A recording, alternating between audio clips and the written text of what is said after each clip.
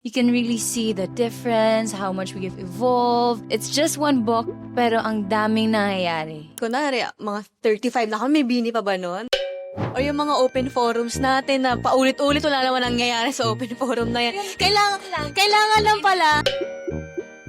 Talagang malaki naging impact namin dito sa Philippines as women.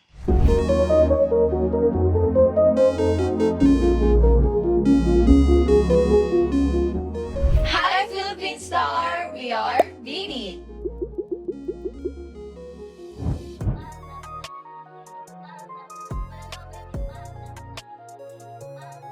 It really was the management's idea po, itong pag-release ng photo book journal. Pero syempre, gusto nilang may involvement din kami. So we sent some pictures, mga unreleased, mga solos, groups, and then meron din kasing QR code dito. So hindi siya simpleng photos lang.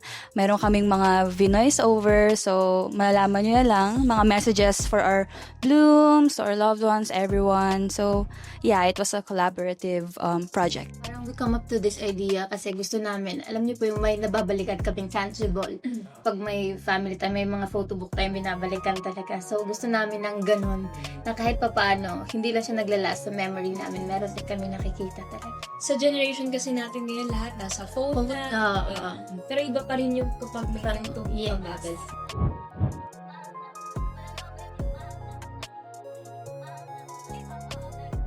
Ako po personally, meron akong yung sa mga Instax, Polaroid, ayun, yung sa Polaroid photos na yung ever since nag-start ako sa BBB to Beanie, nandun lahat yung mga memories po na.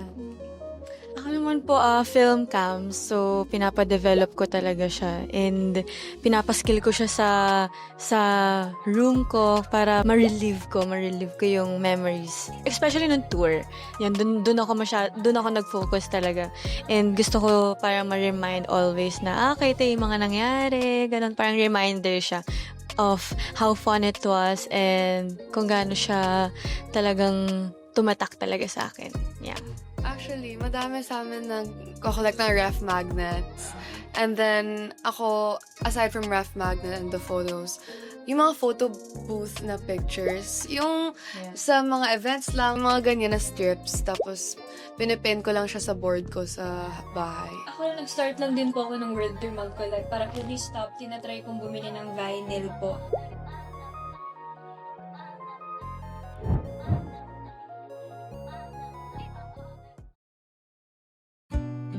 When we look at through the photos po, very nostalgic siya, number one. Kasi they really remind us of the memories that we've had before, even if it's just a photo, but these photos really mean to us. Ang galing lang kasi when you check out the photos from the very first part of the book versus the very end, parang you can really see the difference, how much we have evolved. It's just one book, pero ang daming nangyayari. Kahit hindi siya gumagalaw, but yeah, it's the memories inside our head that's moving. Parang dito rin po makikita yung kung paano kami nagdalaga. Parang bilang individual and as a group po, parang dito talaga makikita kung paano nag-bloom ang Beanie from coconut era, from pre-debut, from trainee era, from nung bata kami, makikita.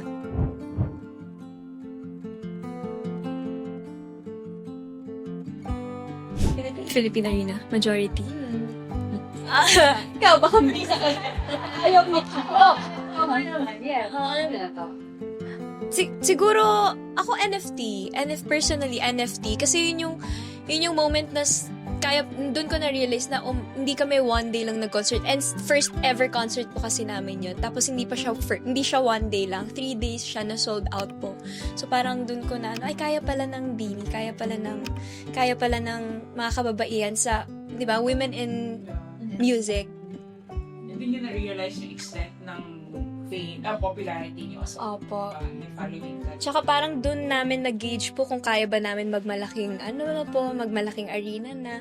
Billboard Women of Women in music. Women in Music. Kasi parang yung nagpasa sa amin nun si Miss Sarah G. So wala nga ako dun eh.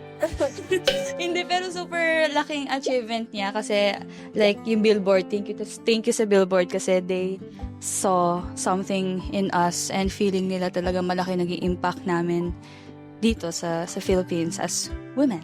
ano din po, yung sa NFT sa Philippine Arena, yung after namin mag-concert po, na binibigyan kami ng awards. Kasi, if I'm not mistaken, tayo yung first sold out sa NFT for 3 days po. So, it's really a big thing, especially na first time po namin. For both, actually. Kasi NFT is our first concert. Arnata, nag-award ba tayo? Kasi 360. Ayun, yeah. So, yun po. Masarap sa feeling kasi knowing na we've worked so hard for the concert itself. Then after that, aside sa may mga pumunta na sold out, may award pa kami natanggap. So, bonus. Add ko lang po kay Sheena, yung sa Billboard PH po. Ang sarap sa feeling kasi magkasunod na taon, Women in Music na award, yung Rising Stars of the Year. Tapos the next year, inawardan po kami ng Women of the Year. So, yun. Thank you po.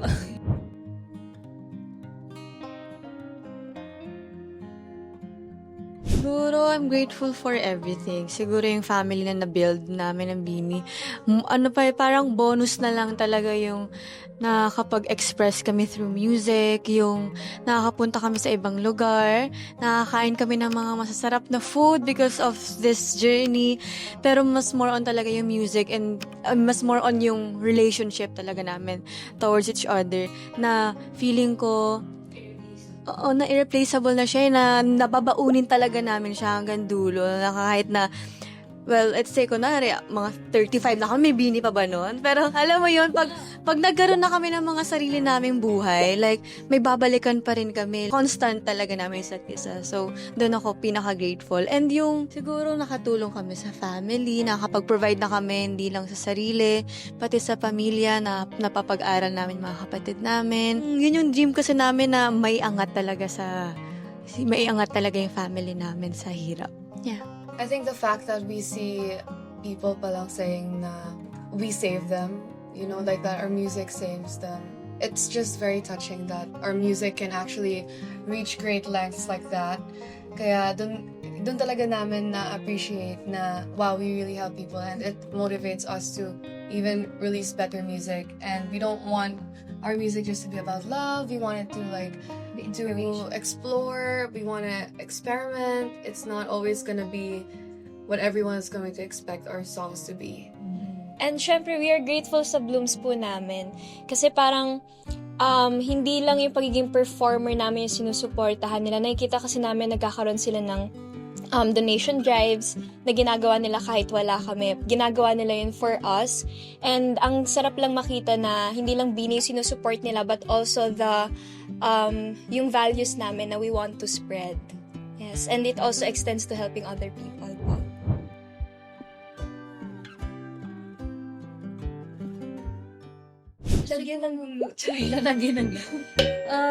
Parang nakikip namin yung bond namin sa isa't isa.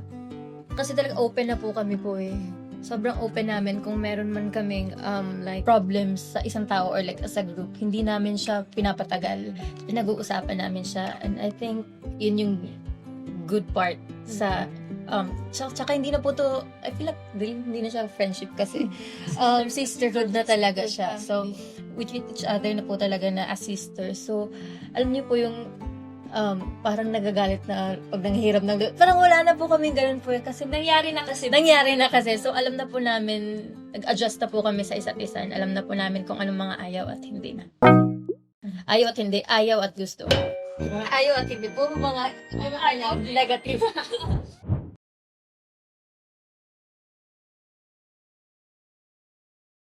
We support each other by, basta andito na kami for each other. Like, yung presence itself, kahit na hindi kami magkakasama, pero sa GC, ramdam mo na yung love. Ramdam mo yung ingay, ramdam mo yung, kahit sa GC, kasi syempre, hindi naman kami lagi magkakasama. Pero, yun nga, feeling ko the presence itself, super comforting yung alam mong hindi ka mag-isa sa journey na to. Like, we all share the same problems, the same struggles, the same success. So, it's really 8 or nothing. Tsaka po pag may mga solo ganaps yung isa't isa, gusto na namin mag-make time na pumunta, panoorin, and support. Oo, talaga. Ayun. We want to show our support, syempre, sa bawat members.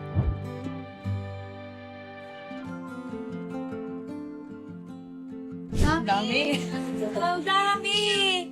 Feeling ko, pinagsisisihan, feeling ko wala. Kasi kung hindi man kami nakapag-picture that time, kasi na-enjoy, bawal. Ibig sabihin, no, na-enjoy lang talaga namin yung, kung ano yung nakikita namin together.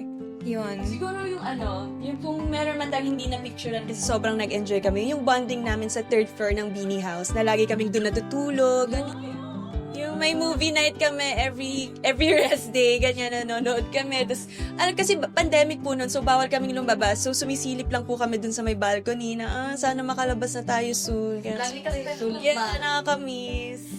Lagi nakapambahay sa Bini. Hindi nag-picture. May training. Yun nga din. Ba? Iba talaga yung naging effect talaga sa life namin ng Beanie House. Parang dun hinubog talaga yung mga perspective namin in life. Ang dami experiences. Actually, kalat na nga sa Sokmed yung Beanie House eh. Oo nga eh. Beanie House. 44 Ubay.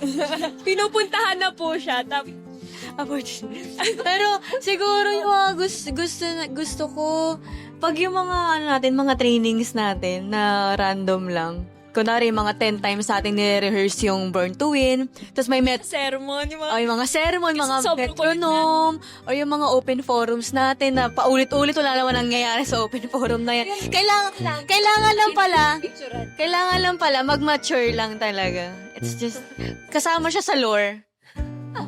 Pero may mga pag nakita niyo yung mga old clips, ano yung reaction niyo? Ang cute! Actually, nag-send ako sa GC namin ng mga videos namin before. Kasi parang wala, nagsastock lang ako sa mga old GC namin. Tapos may nakita ko mga videos doon na ang dudugyot pa namin, pawis pa kami lahat. So parang nakakamiss, kahit gano'n yung tsura namin, nakakamiss siyang balik-balikan kasi yung memories. Galing ko sumayo na, no? Oo.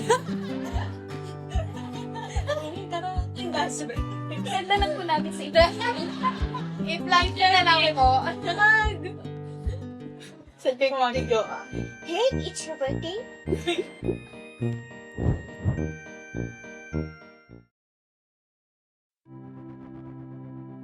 Bukod po sa mami ko, kasi syempre given na yon, si Lisa po talaga ng Blackpink. Siya po talaga nag-inspire sa akin na kung sino ako ngayon as performer. Kasi grabe yung inspiration na binigay niya sa akin before I entered Beanie. Ako din, maliban kay mommy, si Sarah G talaga. Like, feeling ko hindi ko nadidiin talaga kung gaano ko siya ka-idol mula bata. So, si Miss Sarah G. Taylor Swift po, I really admire her for how she does her music, how she's so passionate, yung drive niya, work ethics, and everything else. Ako po, si Gio from Twice. Kasi yung mga fan cams niya talaga and yung like, work ethics niya and paano siya sa stage, parang siya talaga yung naging role model ko talaga nung trainees ako. And sa kakapanood ko sa kanya, parang na-apply ko siya throughout the year. So, sobrang thankful ako sa buhay mo, Ate Gio. K-pop idols in general. Kasi nung nag-start ako sa Bini, wala akong masyadong idea talaga sa ginagawa ko mismo. So, ayun, parang nung inaaral namin yung mga sayaw nila, parang dun ko mas na-appreciate lalo kasi grabe pala yung hard work. Tapos, yun, na-motivate ako, mas na-inspire ako para dito sa Bini. Ako din, like, di ako fan dati ng K-pop. But then, when I joined, I would watch videos. And naalala ko yung first na pinag kong K-pop related was 16. Kung paano ba yung Twice. And yeah, Gio is also my bias. She is very iconic and na-relate ako dun sa body problems and yeah, she's a great performer. Oo, actually, yung family ko yung hero ko. Kasi feeling ko sila talaga yung sa akin sa music po eh. Nag-introduce sa akin sa music kasi nga tatay ko musician and parang lumaki na ako na kumakanta na kami sa bahay. Nakakarinig na ako ng mga music. So, yeah, yun. Ako, syempre, aside sa families ko, feeling ko yung mga bosses po, para ma-renew yung contract. Sorry, joke lang, mother! Syempre, yung mga bosses, kasi syempre, una pa lang sila naman din talaga yung lumaban kung ba't kami nandito. Pinaglaban nila kami kahit shutdown yung ABS, pandemic.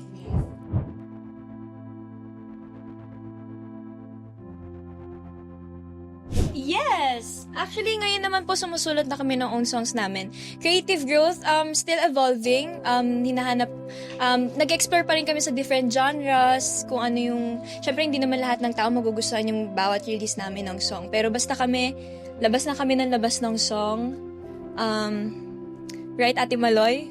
Yeah, I agree with you. Hindi, feeling ko, hindi lang sa music, hindi lang musically. Feeling ko, sa outside perspective, like, siguro sa painting, drawing, ganyan, everything, we tend to go outside talaga.